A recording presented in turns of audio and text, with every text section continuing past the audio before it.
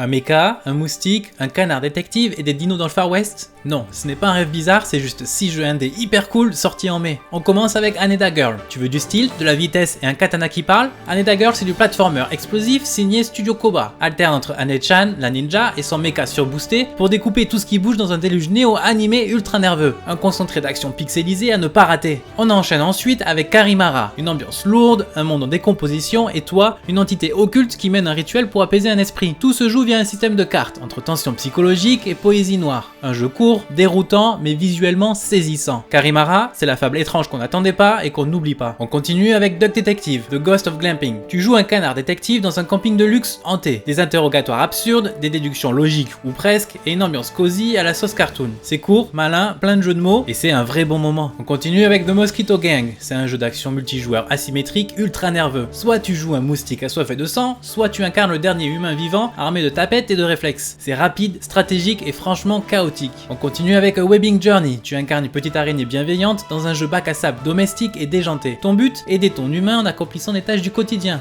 mais avec 8 pattes et beaucoup d'imagination. Pas d'ennemis, pas de chrono, juste une maison, une to-do list et ta toile comme seule limite. Et on termine avec Dino Path Trail. Tu incarnes Lucy, une chasseuse de primes dans un Far West alternatif, peuplé de dinosaures. Un roguelike de survie où tu gères ta faim, ton camp mobile est tiré par des reptiles géants et des combats de plus en plus tendus. Exploration, tension, craft et ambiance unique, c'est Red Dead version préhistorique. Mais c'était des moustiques infiltrés, des araignées zen, un canard suspect et des dinos bien énervés. Clairement le mois le plus barré de 2025 côté indé. Dis-moi en commentaire lequel t'as le plus intrigué et lequel est déjà dans ta wishlist.